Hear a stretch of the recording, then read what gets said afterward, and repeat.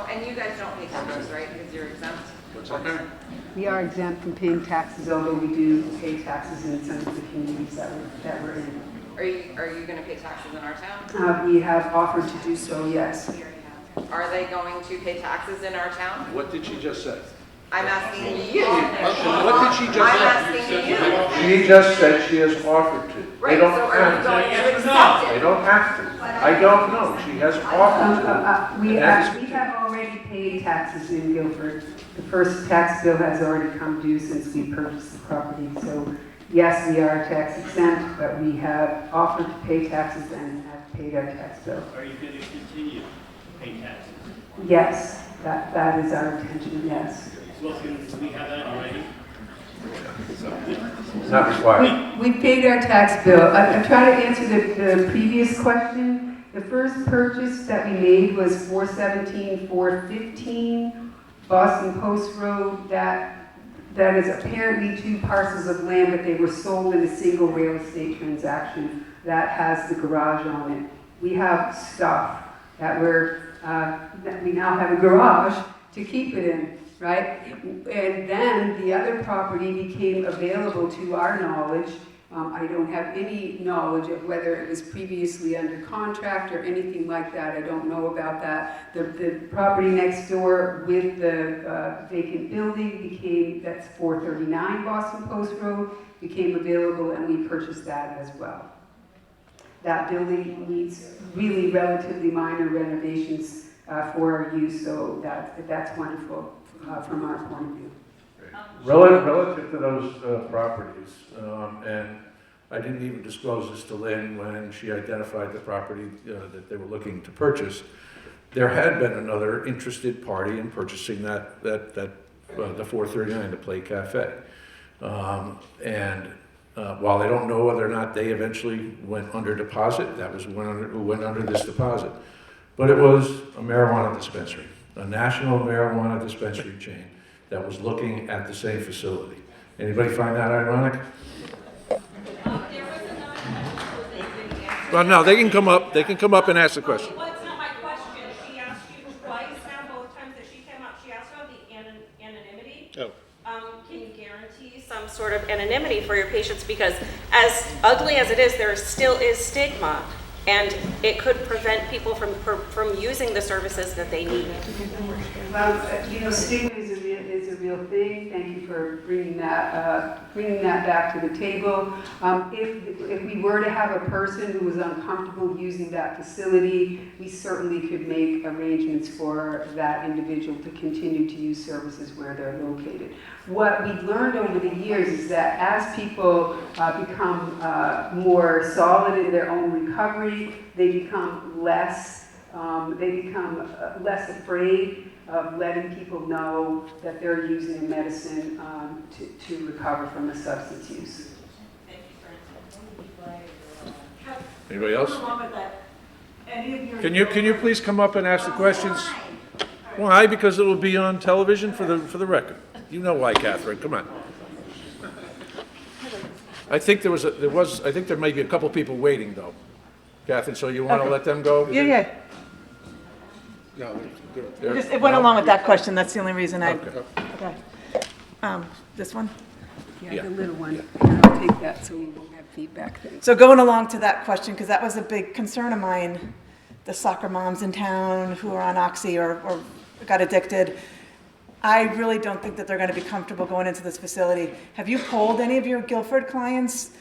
Are they comfortable going into a very public facility? Yeah, we haven't polled the clients. There's a couple of ways again that you can look at this. We've made these moves before into West Haven and North Haven with members of those communities as well.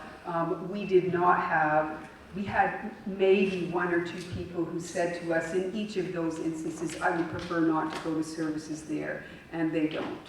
But they're a little bit more private. This is right. You literally come out of there, you take a right, you're stuck in traffic. Mm-hmm. So I'm just questioning why you didn't look for a more private and respect people's privacy who are going through this battle. Because to me, that's a very important thing that they're going to try to get better, and I just would think that you would have afforded them a little bit more privacy instead of this very public location. So I 100% respect people's privacy, and we as an organization respect people's privacy. I think that our cultural discomfort with people needing to feel ashamed of disclosing that they are perhaps taking a medicine that could save their life is some work that we all need to do together. I don't have a problem with someone taking methadone, and I would embrace them, and I hear that. 100% believe this belongs in our town. 100% believe that eventually every town is going to have methadone clinics, Yes, eventually. some other medicine, But that's right. I do not agree with this location. I think it should be in a more residential area, or over at the Sachem's Country House on the Yale campus, or Hubbard Road where there's no houses. Like, there are other locations in Guilford that I thought would be more appropriate than a storefront. Yeah, thank you. You're welcome.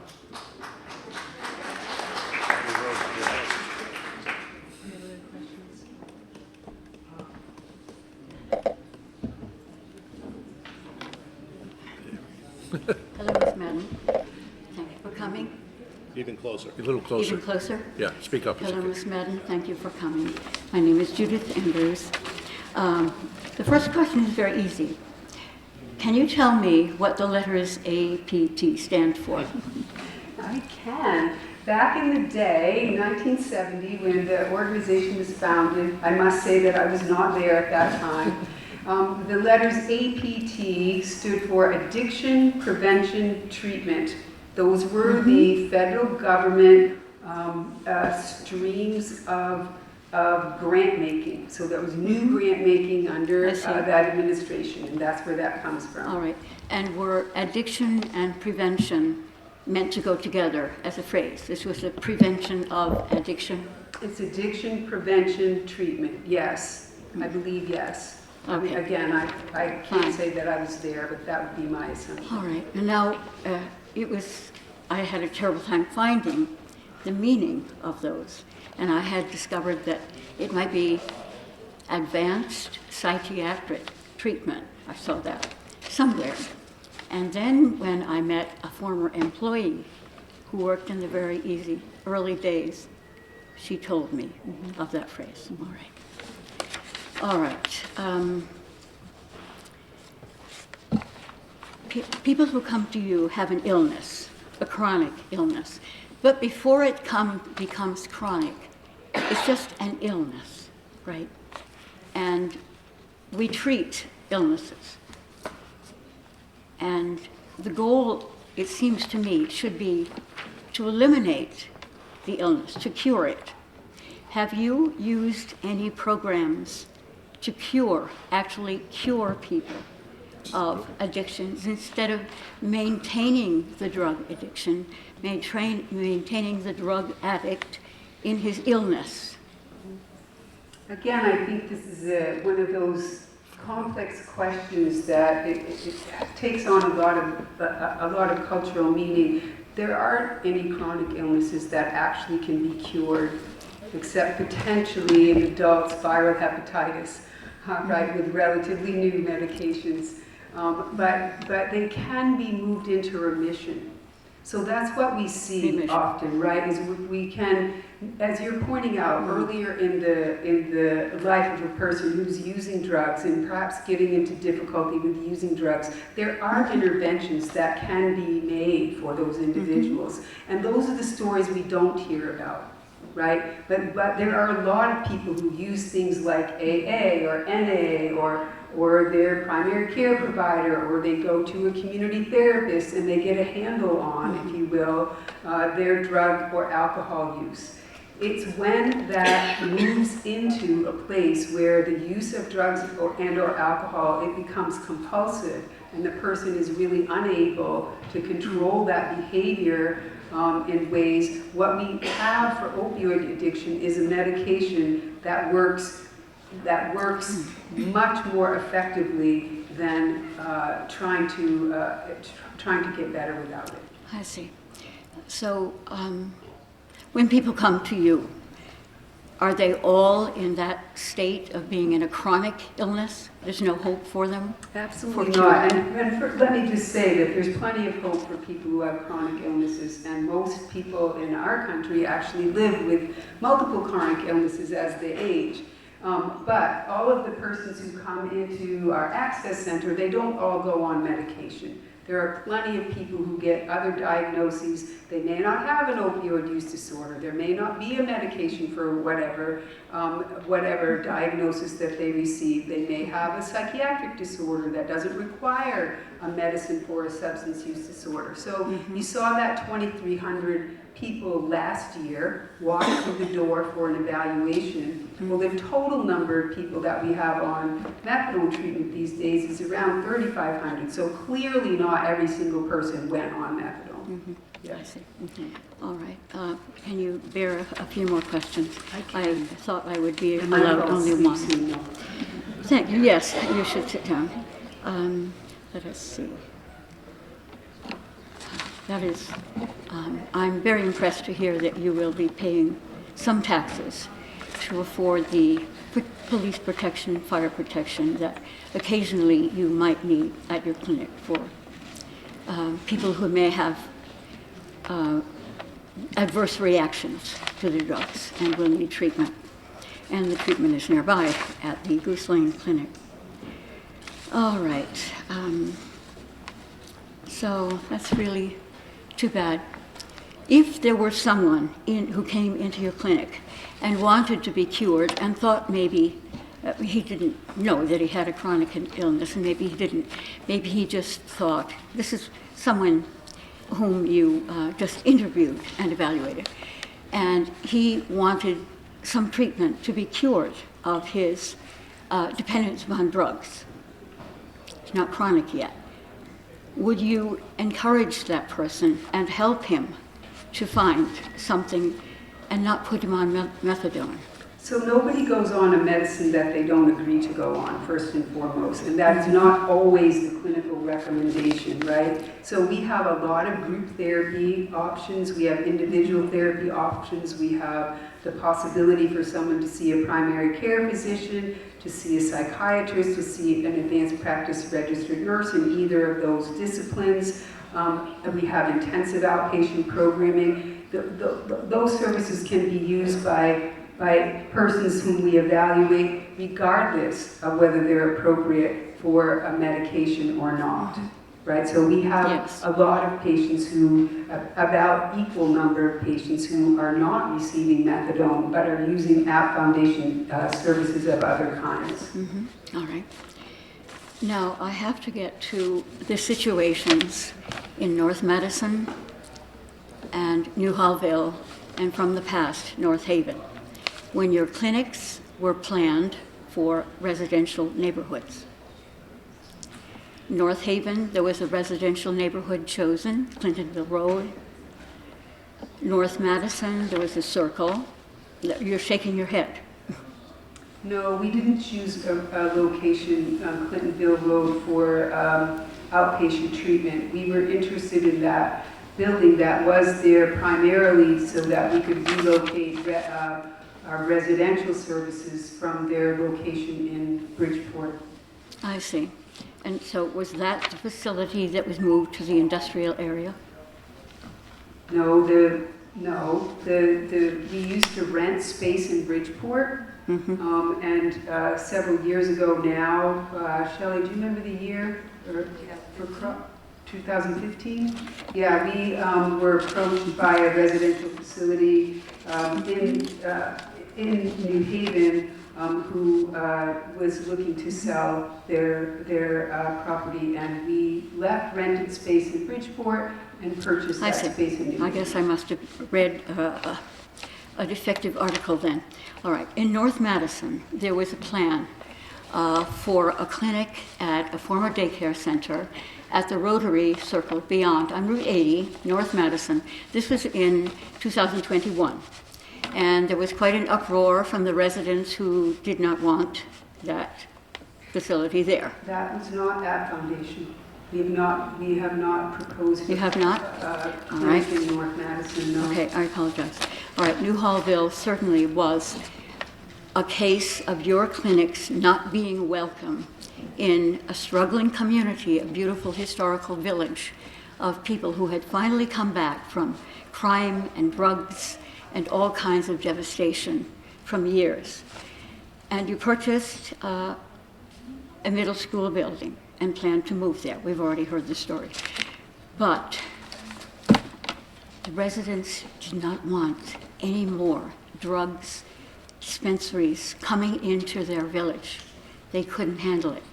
And after much pressure from them, you did agree to move your facility. I guess that's when you moved to Long Wharf, is that right? We already were on Long Wharf, the initial, and we continue to be there, right? But In rented space. All right. So what our goal has been, our strategic plan goal for more than a decade now, as I said earlier, was to move out of rented space into owned space because that is more financially viable for the organization. All right. But you did not build that clinic in the residential area of New Hallville.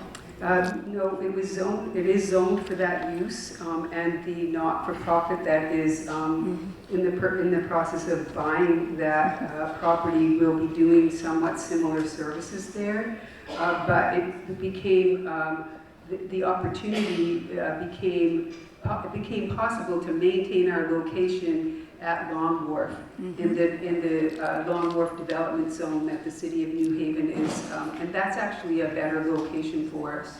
And I agree. I agree that a place out of area preserves, out of a residential area, preserves the anonymity of your clients and helps them to keep their face. All right. Well, there are a number of people in this town, I'm sure I'm not the only one, who do not wish to have a clinic of this type, whether or not the laws have been construed to allow them. The laws in New Hallville also were in place, and you were justified. However, the objection to your clinic and the risk that the clinics, with all the things that came in, the drug dealers, the crime, came into the neighborhood and would have devastated them again. You acceded to their requests not to build that there. I am asking you, for these people here who have come, who do not wish to see this in this particular neighborhood. There are actually 3 daycare centers and 2 schools, all within a 1.5 miles of this area. And this is a small town. Everybody lives here on the main road. If there is a problem after you're here, after you're here, yes, after you're here, have been here a while, and all the problems you say don't exist, but they do exist in Congress Avenue, they existed in the Hills section, they existed in West Haven and Bridgeport. All those problems may come to Guilford after you're established, but the damage is done. And the town will never be the same. I'm asking you to help us find an alternative site in a more remote area, an industrial area, as people have said, to move this clinic. We are planning to continue at our location on the Post Road, 449 Post Road. I do appreciate your concerns. All right. What's planned for this location is a very small program with a very small number of people coming in and out on a daily basis. And Yes. access to the highway and to transportation, it is really important. And these practices can grow. It is small now, but it can grow. Please wrap up, this is not a commentary period. Yes, well, I urge you to work with some of us to find an alternative site for this and preserve the neighborhoods that we have now. Maybe you haven't seen some of the damages that there have been. One more time, please, this is not a commentary period. Okay. You've had the opportunity. Please, Okay. My friend- let other people get up and ask questions. Okay. And if you want to come back, come on back. All right, Okay. yes. Thank you very much for the opportunity, and thank you for your answers.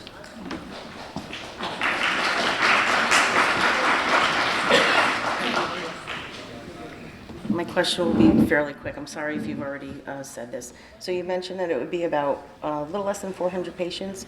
Would that be the maximum, or being that it's an ongoing process and probably more people will be involved, how would you accommodate more people? Are there plans to expand upon the shoreline or in Guilford itself? Yeah, that's a really great question. Thank you for that. I can tell you that overall, census in methadone treatment at the App Foundation is actually declining a bit over time because of the accessibility of some of the other medications like buprenorphine or Suboxone that are more accessible around the state. One of the other plans that we haven't really talked about too much because it's in its much earlier phase is that we will be doing, we do have the capacity to provide some mobile treatment services. Okay.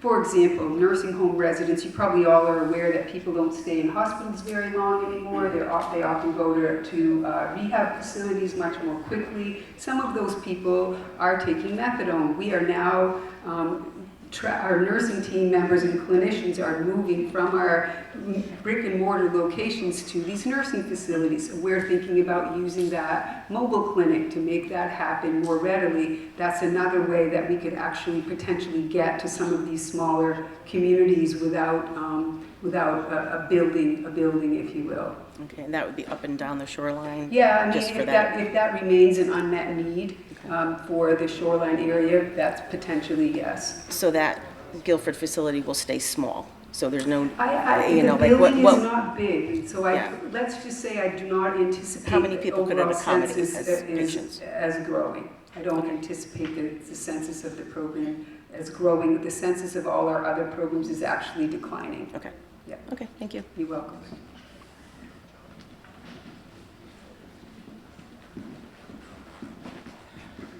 Hi, good evening. Thank you for your time. My name's Dave Wanted. I'm a Guilford resident, and I just have two brief questions. The first is, what was the impetus behind the first purchase of the two properties that wouldn't readily seem improvable for your purposes? Mm-hmm. So the answer to that question is the garage was very attractive to us at that time, and the location. So we had thoughts that we, if necessary, maybe we could have torn down that building and built some kind of small brick and mortar place. But as I was just saying that did not come to pass because the other piece of property came for sale. And as I was saying to the previous questioner, the mobile clinic needs to be in a garage, and so now we have a space for it. Okay. And the second question is, have you already had or do you plan to have a meeting with the Guilford Chief of Police to discuss aspects of public safety? I have not met with the Guilford Chief of Police. If that's an important thing to do, we will do so. There have been a couple of public safety officers at some of the meetings that we've had with the planning and zoning folks and with the administration here. And the police chief and I have talked about that. Which one of the things on my to-do list is to do a formal introduction between the two of them. I will leave you with this. The chief is as concerned in terms of incidents of crime, or perhaps more concerned about once target comes into town because of the number of shoplifting, accidents, etc., that might have a higher impact than the foundation. Some of our officers, and I believe the chief, have talked with other police officers, particularly in North Haven, because that is the facility that we're being told most resembles what is going to be here in Guilford. Okay, very good. Thank you. Thank you. Thank you. Anyone else? Anyone in the hall? Anybody in the hallway want to come in? Hearing none, I'll open it up to the fellow board members if there's anything you want to say or closing. No? Well, then, thank you all for coming out and participating in this. And I appreciate the courtesy that most have shown to Lynn Madden for coming and participating. And we will be discussing as a board whether or not we need to have more sessions like this. And once again, thank you for showing the interest.